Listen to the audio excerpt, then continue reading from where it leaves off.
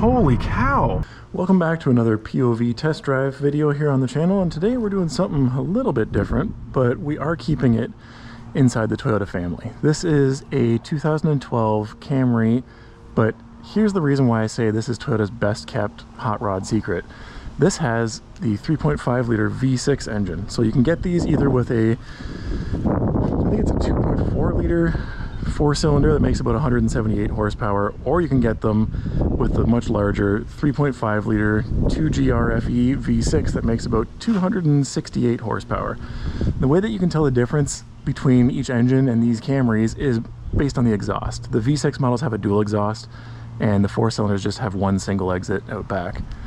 So you can see by the badging here, this is an SE model, and what does that mean? That means basically this is like a sport edition, essentially.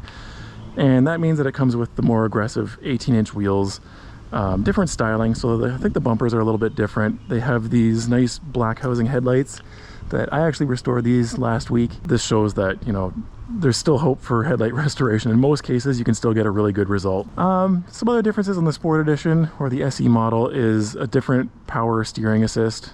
It's an electric assist on these, which of course kind of numbs the feel down a little bit, but it's a little bit more aggressive on these SE models. And then they also have a more aggressive suspension system on them.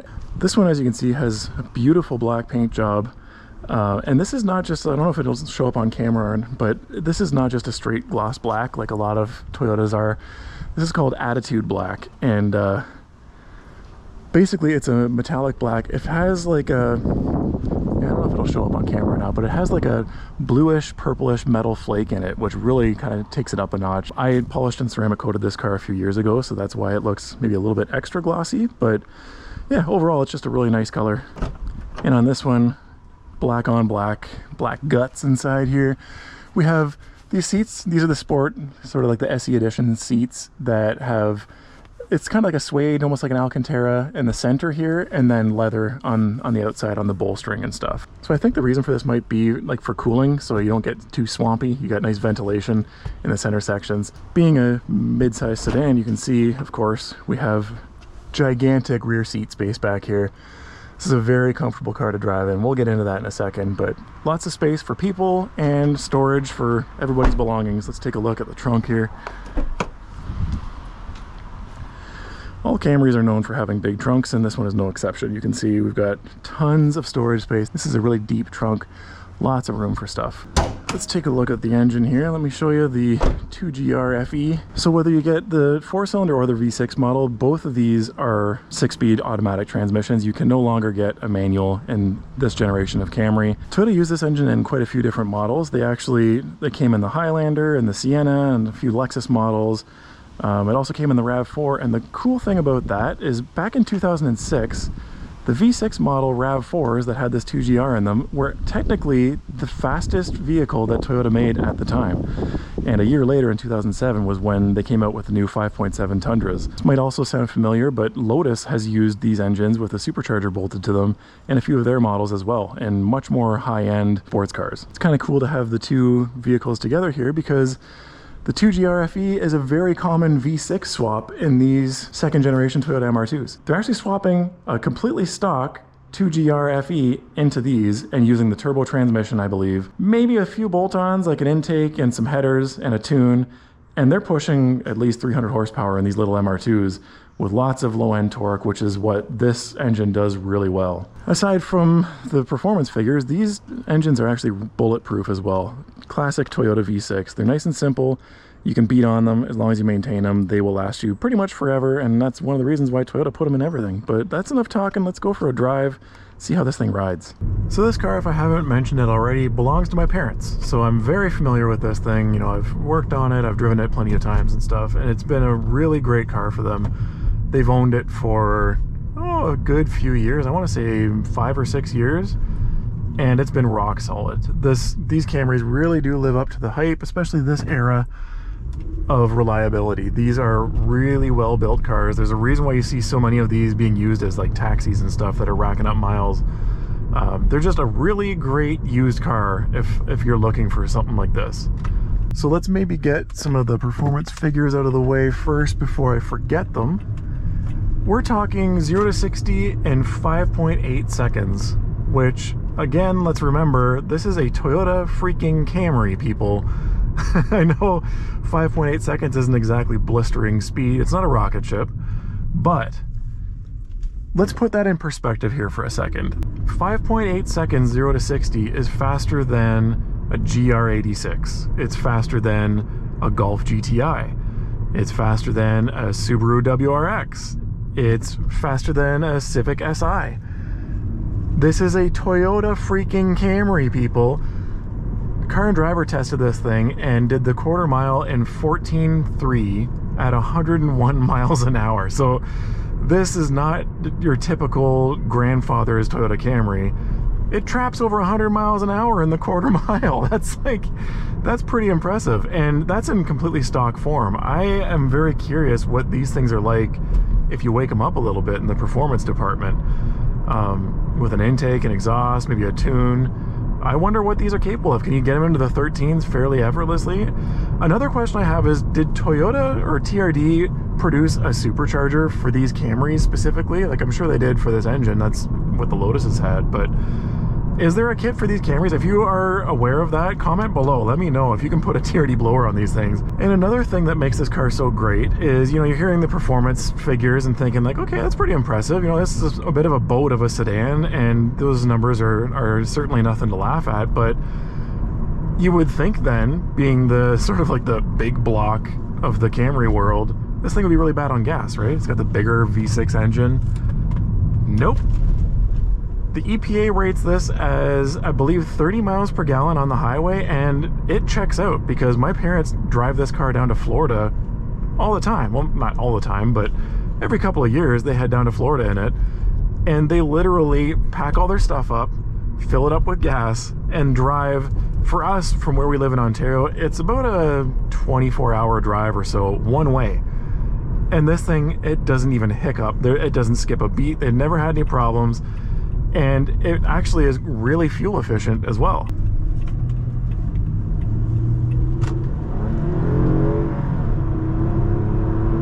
Okay, this thing can, honestly, it can get you in trouble because that was partial throttle. It doesn't make much noise. There's not much drama, which in some cases is kind of a downside, right? I think if this car is lacking in anything, I think it would be the character department. It could use a little bit more drama, a little bit more character. So the electric power assist steering is better on this sportier model, but it's very light and very numb. I would almost compare this to the GR Corolla steering though, which I think is a compliment. I think that obviously the GR Corolla is a die-hard track-bred performance car, right? And for a Toyota Camry to be compared to anything with a car like that, I think is definitely a compliment. Let's talk about who the ideal buyer of a car like this would be. I think this is a perfect solution for somebody that's looking for, a commuter car that is fuel efficient, but not just like boring and bland to drive.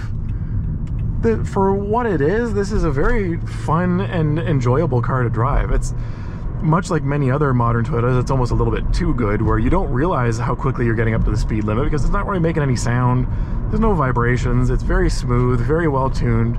The suspension is very nice. It's very soft and compliant because even though this has the sport suspension, it still is a Toyota Camry suspension design, and its top priority is still comfort over performance. This is not something that you're going to take on the road course and be chasing down 911s in or something like that.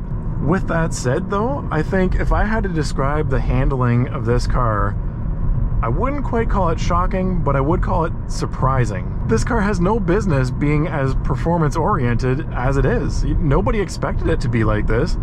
Honestly, I feel like Toyota didn't even really mean for it to be as good in the performance department as it ended up being.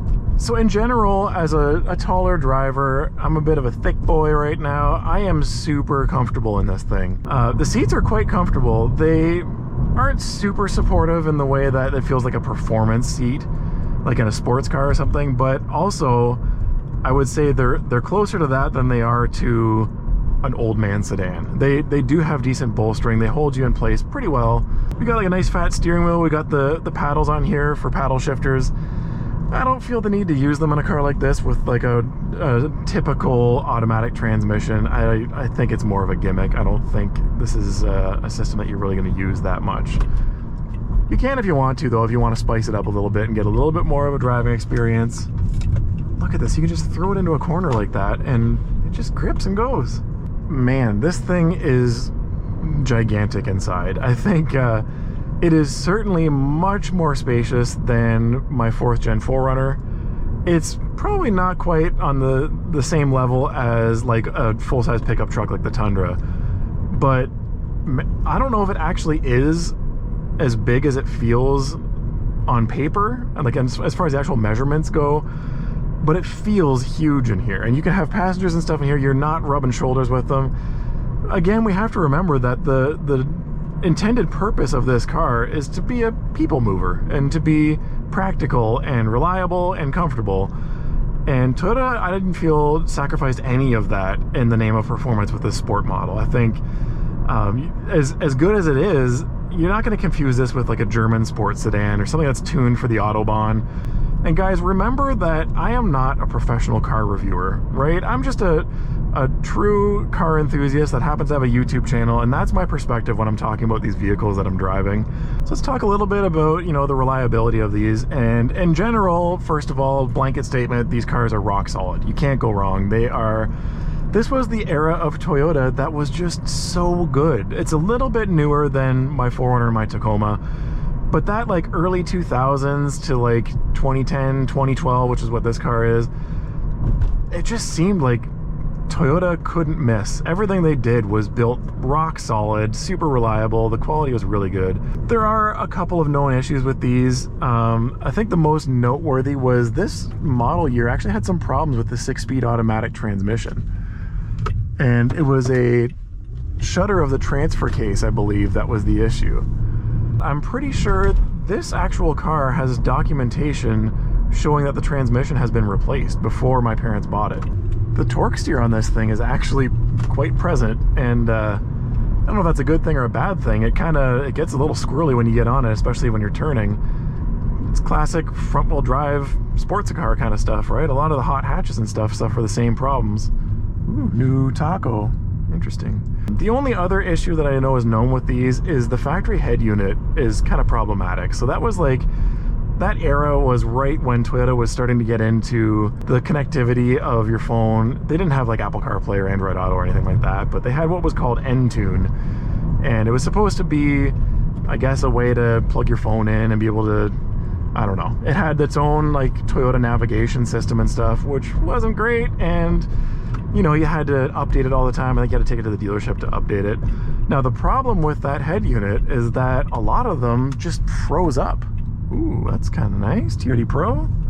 Got the snorkel on it. They would basically just brick themselves, and that's precisely what happened to this specific car. And what I ended up doing was I upgraded to a Deseda head unit, which is a way, way bigger screen.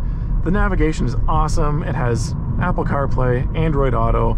This is the best head unit that I've installed in any of the vehicles in my family. You can even see the actual HVAC stuff shows up on the screen when you adjust it. It's all connected, which is really cool.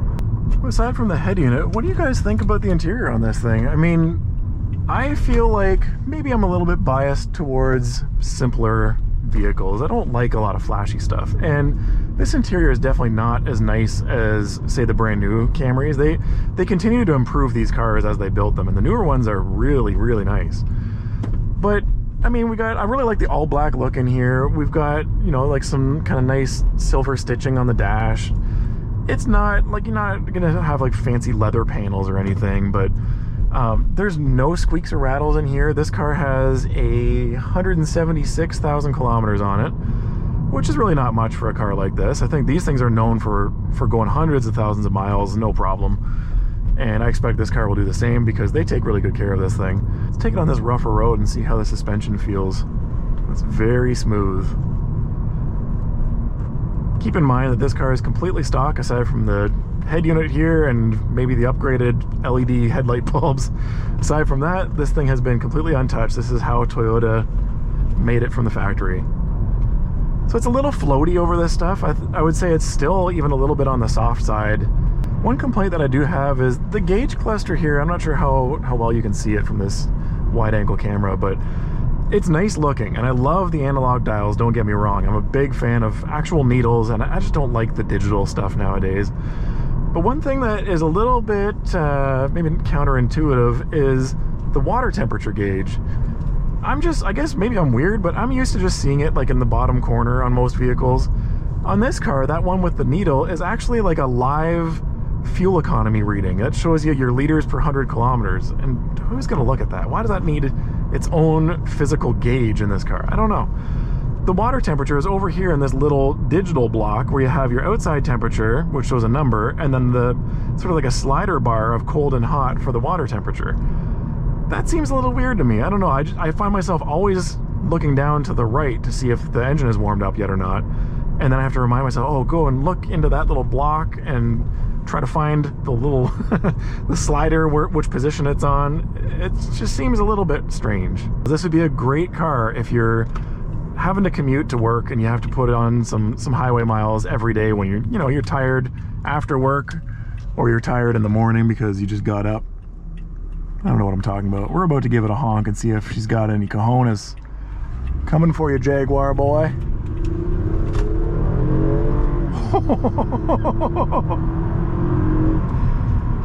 Holy cow.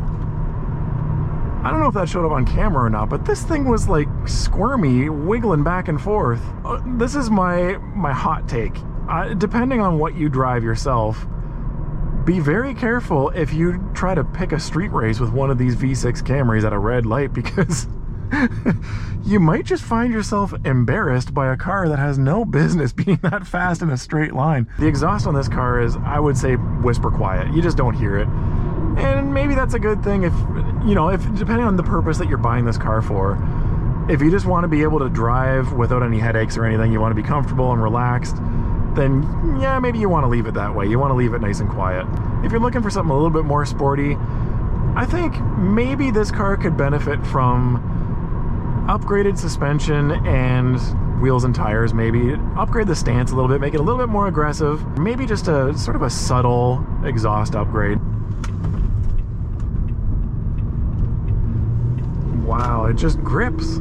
That this car should not have been able to take that corner at the speed that it just did. That is impressive. I don't care who you are. Anyways, I'm not super familiar with what the used market is like on these cars. I do know that the current generation of the Camry, which is sort of like an updated model of this, I don't think they're super different.